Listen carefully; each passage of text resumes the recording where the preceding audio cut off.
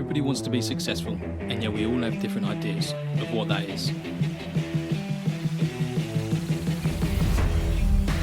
Finding success is the journey we embark upon to go and get what's ours. We are willing to travel down within to find our greatness buried deep inside of us, questioning society's views and flipping the script, putting our own stamp on life. We're here because our future is within our control. Finding success is how we grab hold of what is possible. The relentless pursuit of success starts here. We are finding success, and we're here to break that monotony of your life and help you find your own version of success. So welcome back to another episode of the podcast. With me, Alex. And me, Adam. Adam, how are you? I'm good, mate. How are you? Good, man. How's your week been? Good. Been travelling. Been busy as hell, but yeah, it's been a good week, really. Not much work done and progress towards wealth creation, etc. But it's been a good week. Yourself? Happens. Yeah, it's been alright, not too bad. Reading the ultimate book at the moment. Oh. So we're getting involved in that. The biggest book of all, Intelligent Investor. Oh. Girthy girl. Girth on a 50 pages in, but she's, like I said, it's a hard read. So hard. I'm going to go back to the start and read it through once I've done it again, but just to pick out the numbers. I'm literally just reading it through and just sort of putting my dots on pages, picking the ones I want to reread again and then go through it. What about you? What are you listening to at the moment? I'm still on Cash Flow Quadrant. Nice. Not been the best at reading recently. I've been an idiot, basically. Terrible excuse, but yeah, I've not been very on it. So, but we're getting through it. Still reading. I'm into audiobooks a minute. I'm when I can. Yeah. I've got an audiobook in, and I am on. I forget his name now. How to Win Friends and Influence People. What's it? Carnegie. Nice. Dale Carnegie, and it's actually a really good book. Good, it is. I read that last year. Yeah, really good. And I've been using them at this new place for work, and it works. Mega, innit? Yeah, mega. It's unbelievable how accurate. More people need to read it. It sounds like a really self-help, desperate book, but actually, it's obvious things that you just should do, and it works. Our human nature, it just works. And it just goes over what you already know, but just enforces it a bit, doesn't it? Exactly, and you put it into practice, and you will know straight away. On my word. Yeah. It's worth reading. 100% recommend it. So today we've got the Dread episode. I've done my QnA episode 18. Link below. Butson's is been ever waiting, ever outstanding until today. We're going to do it. It's going to be short and sweet. We're not going to go into too much depth, but we're going to get going. So, Butson. Yes. Born, what year? Born 1995. Nice. Where? In Hinchinbrook Hospital, I believe, Huntingdon. Nice one, brother. Cool. Nice one, brother. And obviously, mum and dad, happily married. Yep, still together. Mega. Love which is unbelievable. 26 years later. Yeah, they were married a few years before I was born, before my sister was born. Yeah, I believe very happily married. You never know. Talk about your childhood a bit. You know, where did you grow up? Grew up in a little village, which was, looking back, was mega. I really enjoyed. Looking back, I think I had a really good childhood. Nice. I have no real complaints. Parents were quite strict, but still really good, I believe. Yeah. I was able to have a bike when I was a kid, so I could cycle up and down the village. Yeah, nice. You cycle to your friend's house, you knock on the door, you come into the park, yeah, let's go cycle to the park. Was it like a small village or was it quite big? Yeah, it's a small village, but it was quite a long one. So there was only one main road. When I was growing up, there was only one main road. And then a little estate near the school that we all went to. Nice. And that's where you'd hang out in the estate and school. There's a little park in the centre, and you just go and cycle there. But I was at one end of the village. I'd cycle, collect one of my mates. He'd cycle, collect another one on the way there. And then we'd just go and hang out in the park. Yeah, nice. If we do it. And there was a cool little track at my end of the village that was near a river. Also beautiful. And, it was just mega. Really, you just ride your bike up and down the track and just have fun. You didn't have to worry too much about anything. It was good. Did you stay at that house for the whole of your childhood? Never moved around? Yeah. Wow, awesome. And what about the school? Obviously, because we all know in the UK we have 2 or 3 schools or 2-tier, 3-tier system. Yeah. So we have primary school, of which I don't have much memory, to be honest. But it was school. I don't know if I enjoyed it or hated it. Yeah, can't remember. Not really. I've got a terrible memory. And then secondary school, didn't really enjoy it. Didn't really enjoy school. Didn't really want to be there at all. I did enjoy engineering. Nice. And the woodwork classes. They were really cool. I did really enjoy that. But that was about it. Yeah. What about hobbies? Do you have any hobbies growing up as a kid? Sports. Yeah? Yeah, sports from a very early age. So I remember playing football very young. I think I was playing football back in primary school days. Nice. And that grew into cricket as well, badminton, what other things? Played American football for a little while. That was really cool. Just mega. loads and loads of sports. Yeah, And I fair loved play. it. Yeah. Good on you. So, when did it all? We won't go into your career, but when did it all decide that you found what you wanted to do, as in your day-to-day job? When did you sort of decide how you're gonna do what you want to do, what you're doing now? What, my trade? Yeah, your trade. Yeah. This was an interesting one. I didn't really know properly. Obviously, I wasn't doing very good at school. I remember going to school to get not SATs, GCSE results. Yeah. And everyone's getting their envelopes and opening them there and then at school. I was like, Mum, I'm not opening it here. Yeah, I was We're the same. driving home. Yeah, I was the same. I know. I'm just not. No one needs to know. All right. This is going to be a huge disappointment. Just let me do it at home. I don't want to do this here. So I didn't really know what I was going to do, and I was fairly set on going to college. Okay. Because I didn't want to. I was never going to do A levels. I couldn't stand at school. Didn't want to stay there any longer. Well, same as we wanted to get out there. Yeah, nice. And that summer, that summer I did work experience at this garage, and I loved it. It was my neighbour's garage. It was like a Land Rover specialist, and I did some work there, and I really, really enjoyed it. It was mega. Yeah, mega. Getting filthy on taking some Land Rovers apart. I just thought, right, I'm going to do something like that. Yeah, nice. And then he left. He sold up and went to Australia. So I couldn't go and work there or anything. So I went to college. Started doing. I thought it'd be cool. He was into motorsport. That was it. Okay. He was into Formula One. I remember going around and he had a Formula One race on. I was like, oh, that's cool. What's this? I did a few pit stops. And yeah, that's quite cool, isn't it? Yeah, that's mega awesome. For some reason, I was like, oh, I'll give motorsport a go. Not thinking I'd ever do that sort of thing. Yeah. But because I didn't know much about motorsport, to be honest. I didn't know. Someone said to be able to get onto this motorsport college course, I had to do I don't know, what would you call it? Just a brief summary of what the latest Grand Prix was. Okay. And I was like, what's a Grand Prix? What's a Grand Prix? Is that a thing? So I searched Grand Prix, and I assumed he meant, because you can get MotoGP as well. Yeah. I assumed he meant Formula 1, so I did the Formula 1 one. And it was terrible. It was like the cars went round and round. This guy won. This guy didn't. I can't remember it totally, but it was bad. And they wouldn't let me on the motorsport course. They put me on the motor vehicle course. So again, first step back, couldn't really get to where I wanted to. Yeah. Anyway, it was the best thing that ever happened to me, because I learned the very basics of being a mechanic. Yeah. And I'm very grateful for that, going into that course, because the knowledge I then had going into the next course, I was set and worlds apart. Yeah, exactly. So we did the next course up and really enjoyed it. Flukily got a job as a cleaner, like a valeter, at a local industry in motorsport, and just I went on from there, pushed on, Nice. didn't stop. Slowly learned about motorsport because yeah. I didn't really know that much. My family aren't massively into motorsport. Occasionally, I remember as a kid, it would be on, like a race would be on the weekend if I'd put it on, if I'd found it, like after hearing about it. Yeah. But I'd fall asleep during then this is the race, the Formula 1 race. I don't know about any other race at this point. I didn't know there were junior categories or touring cars. Yeah, nothing. Yeah.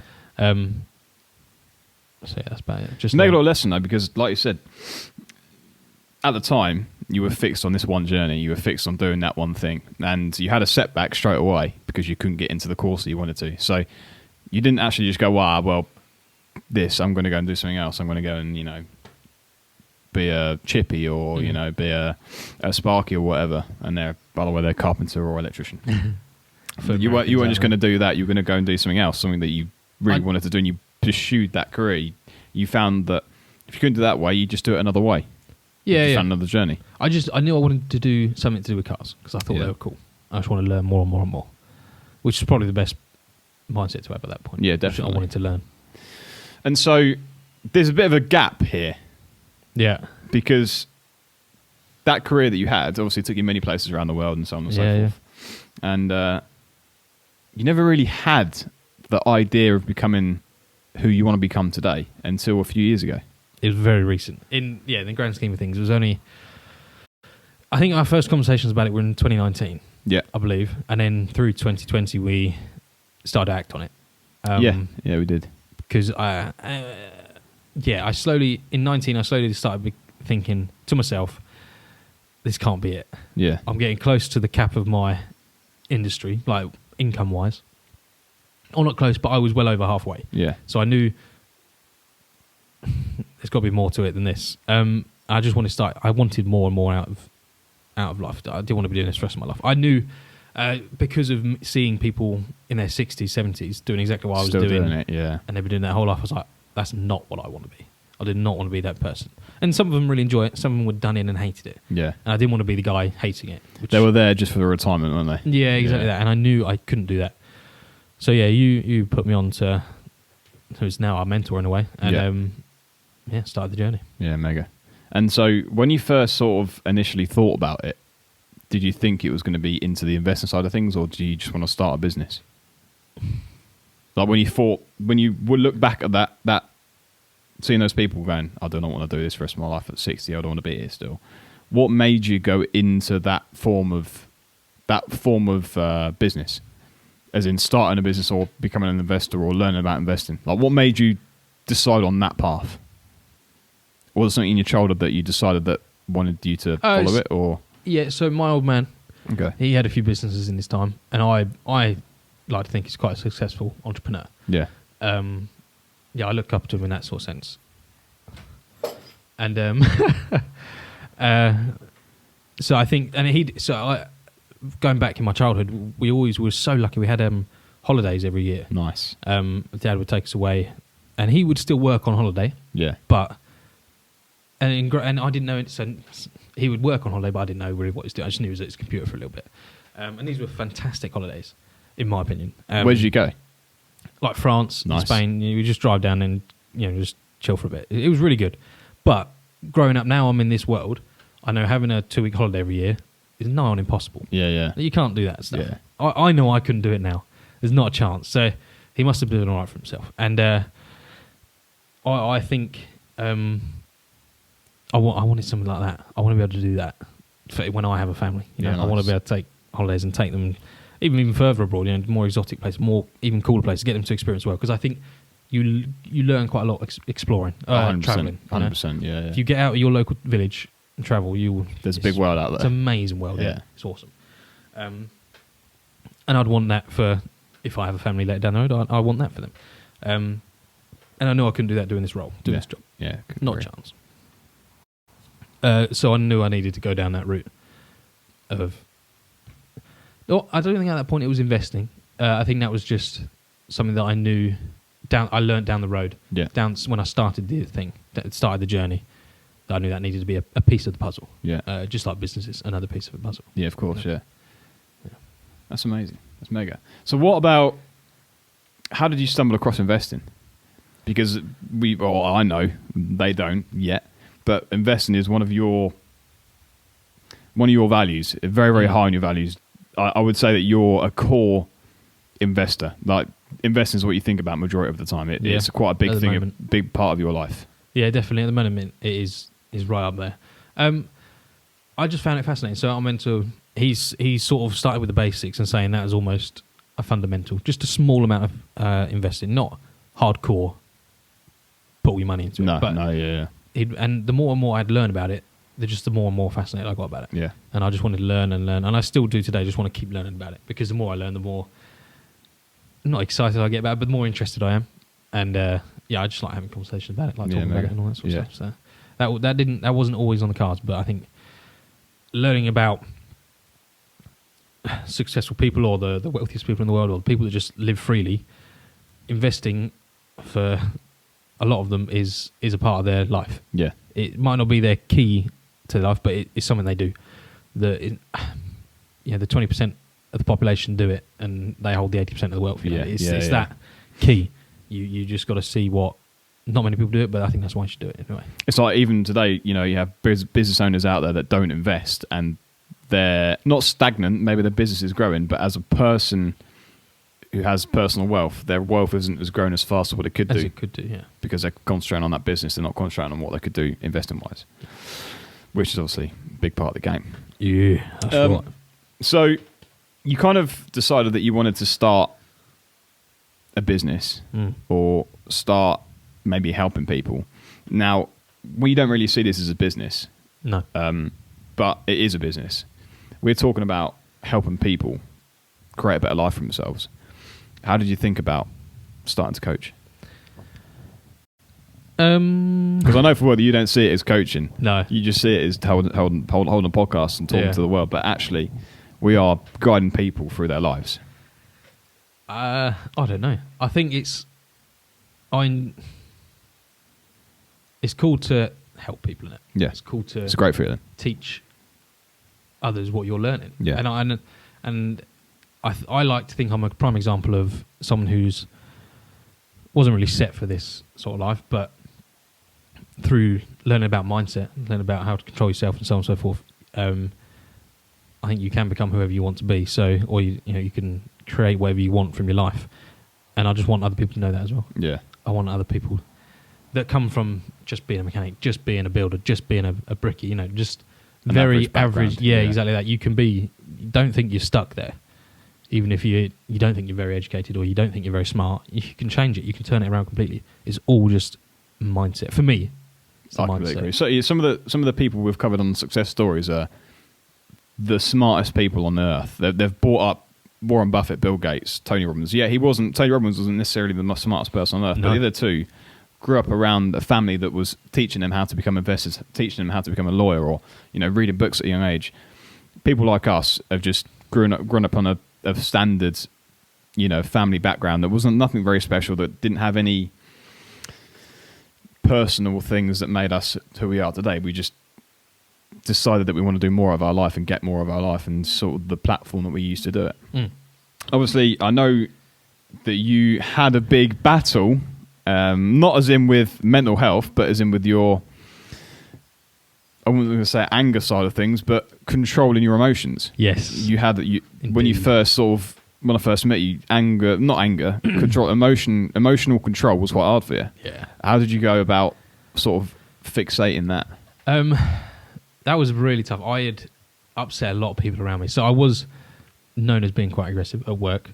I'd ruined some relationships with colleagues, and not beyond repair. I think I could probably repair their relationships now, but it'll be very hard work. So, and I knew I needed to change this. This was the biggest thing for me. I knew I needed to become just a better person. Yeah. So I looked at, and I started not researching, but it was a part of the journey. It was like my biggest thing I wanted to learn first. The mindset. The foundation was the mindset. So I just started listening to podcasts, reading books, and it was mainly about sports people to begin with. Nice. Because I've come from that sporting background: football, cricket, badminton. I clicked with them a bit better, I guess. And all of the skills are transferable between sports and just your everyday life. The mindset principles, and I started learning that, and I started learning just how to control it, and how having emotional intelligence is really powerful. By far one of the biggest tools in this world. If you can keep it cool, it's just so much more respect. Now I've worked with people that I can see from my point of view are able to keep it cool. It's like, wow, fair play to you. I've got a lot of respect for you. The heat is on, but you're not cracking under pressure. You were just cool as a cucumber, and it was just impressive to watch. And I like to think I'm getting it. I'm chasing that. Yeah. And it's a constant battle. You always fight. I don't think it's something you just get. Not at all. You'll always be fighting it. Yeah. But if you have the bit, just aware. Yeah. That's the awareness and understanding that you can be. Exactly. Yeah. I think you just as a human, you just taking another step higher. Emotional control is huge. And I think at the same time as that as well, you found, I don't know, look from the outside looking in, you found that your emotional control was getting better, but also you found a route through exercise and learning. I think when we first had that sort of first initial chat about this whole journey, we started running a hell of a lot, and we started working out a hell of a lot. So it became two and two became together. It wasn't just you found something that worked. You found something that countered it as well, something that you could do to help both things. Because running is not only a mental challenge; it's a physical challenge as well. So you have to tell yourself that you need to keep going. Physically, you might feel absolutely drained, but mentally, you have to tell yourself that you can do more and be more and lift more and push on more. Spot on. I was going to bring that up. I was going to bring up running that track around beyond work. I remember having the conversations as well about mindset while we're doing them, and just it sort of the early days taught me that if you could push through a long run, just not quit and ignore the pain, ignore what your mind is telling you, saying stop, I'm in pain, when actually you're not. No, it's just your inner as David Goggins says, you're in a bitch. Yeah. Saying stop, let's take it easy. If you get control of that and push through it, it's massive. It's hugely powerful for you. As well as during a little period, I know you hear people say, "Oh, I have cold showers because they're great for you."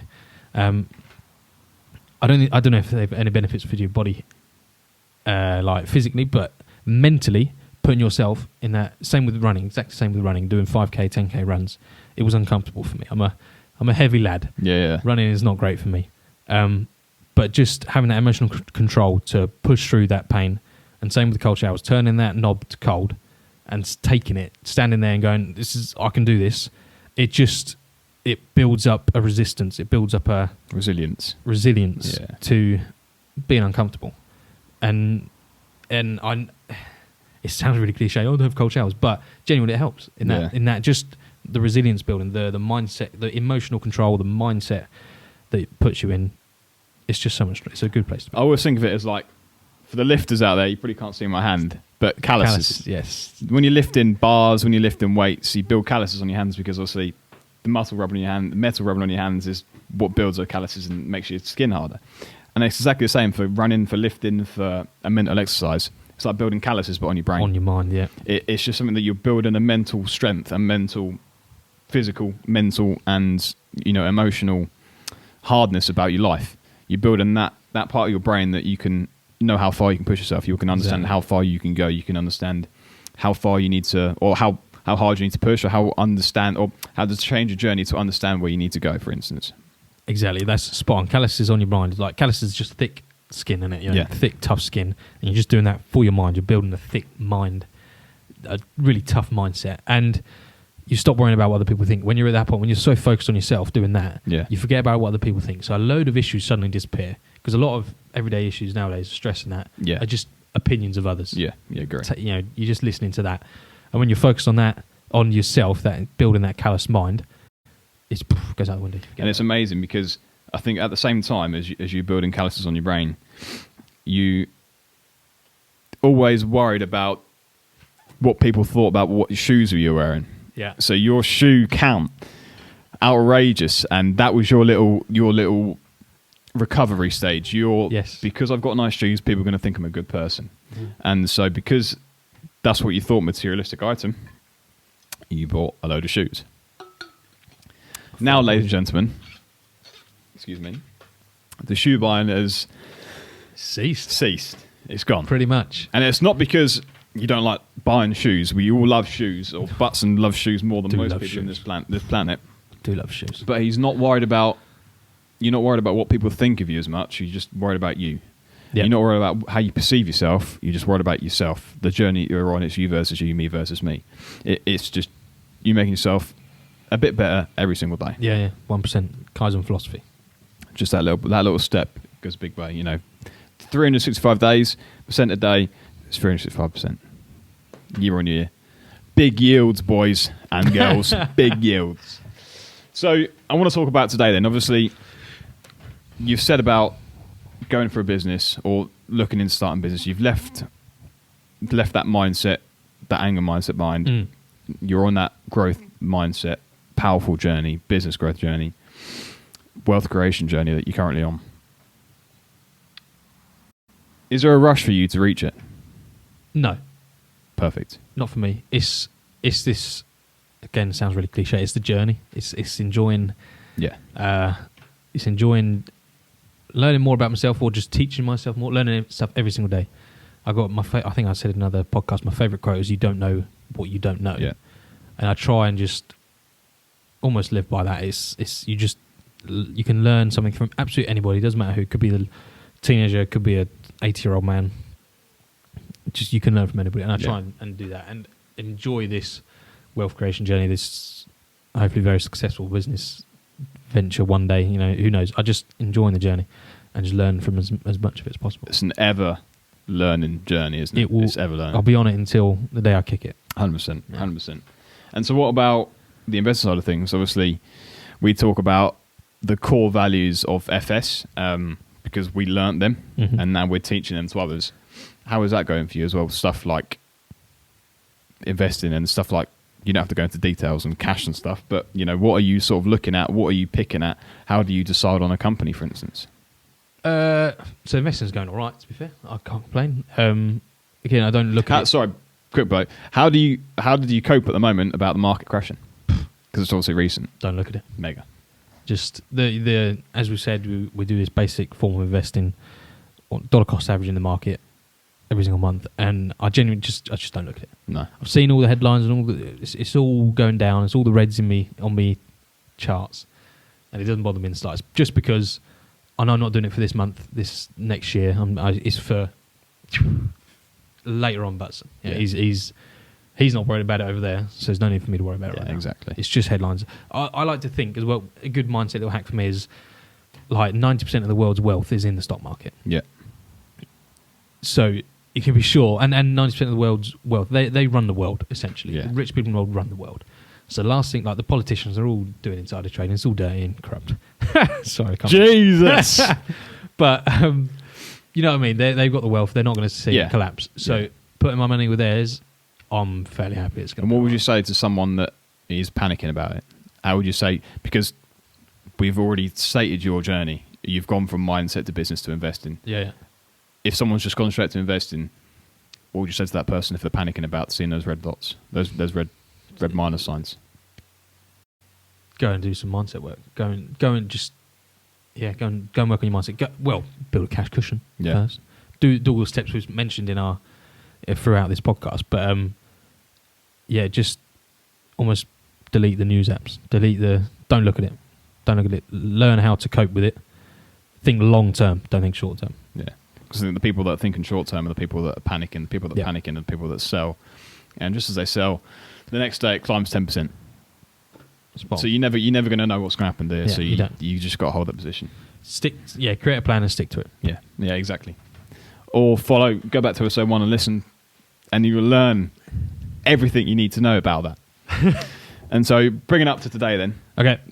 Finishing off, rounding it off. Obviously, I won't go too much into what you're doing in your day-to-day job, but we're out here, we're creating content for people, both physically that you can see and listen to, and we're out here helping people on a day-to-day basis. How do you feel about it? Like, how does it change? Does it feel good to know that we've recently hit 1,000 listens, 1,000 listeners? How does it feel that we've actually changed 1,000 people's lives? Oh, really good. It's really good. I think it's really cool what we're doing, and I hope to be doing it for a long time, and just hope to help even more people. Yeah, just grow and grow and grow. That's the journey, is it? It's not like we hit 1,000. Let's just stop now. No, we want to. The next goal is 10, and then 20, and then 1 million, and then so on. It just grows. Yeah, it's mega. So, have you got a final message for the people out there? Put me on the spot. Everyone that are listening, everyone that are viewing. A few final words.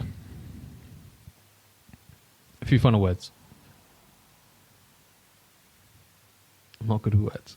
All I would say is, mindset is the foundation. So try and work on that a little bit if you can. I'd say that's the key. Mindset is the key to anything. If you look at all the business people in the world, they'll have the right mindset. All the greatest investors of the time, they have the right mindset. All right, it's slightly more tuned for what they're doing, business mindset, investing mindset, etc. But mindset is the key. So work on that.